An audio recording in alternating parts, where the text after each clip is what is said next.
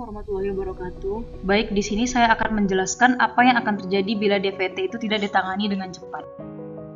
Nah, yang pertama, apa sih itu deep vein thrombosis atau DVT? DVT atau trombosis vena dalam adalah gumpalan darah di pembuluh darah. Nah, biasanya DVT ini terjadi pada kaki. DVT ini bisa bersifat berbahaya. Jadi kalau misalnya ada tanda-tanda DVT, maka segeralah untuk mencari bantuan medis.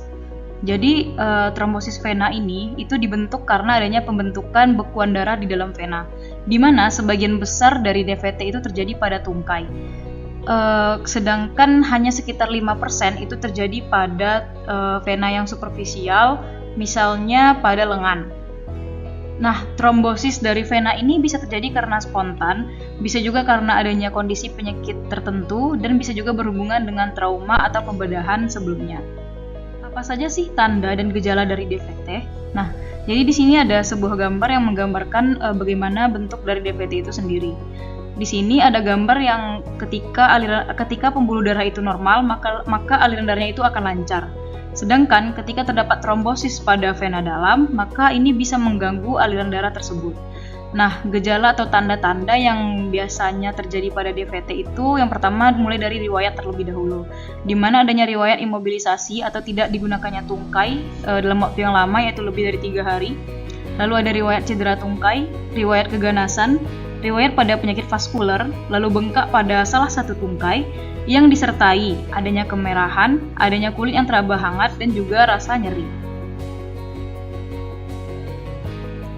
Nah, mengapa sih DVT ini bisa terjadi?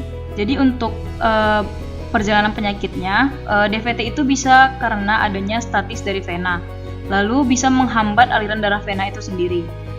Hal kedua itu karena adanya kerusakan dari pembuluh darah, baik karena trauma langsung pada pembuluh darah, maupun adanya aktivasi dari sel endotel pembuluh darah oleh sitokin yang dilepaskan.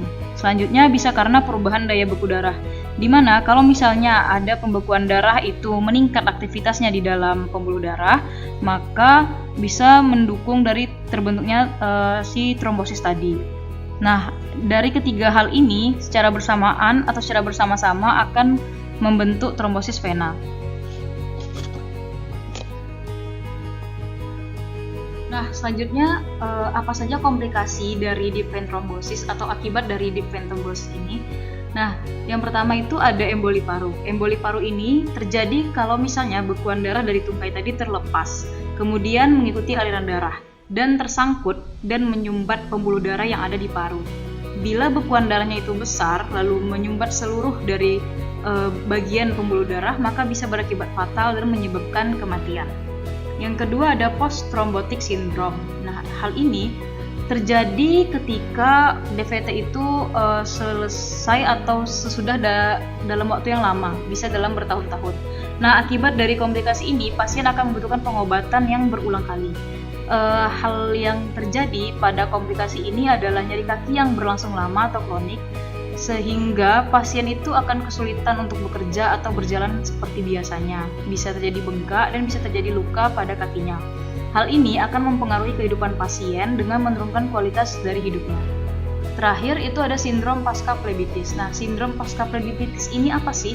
Ini merupakan sebuah kerusakan pembuluh darah akibat dari bekuan darah yang akan mengurangi aliran darah ke daerah yang sebelumnya terkena si DVT ini.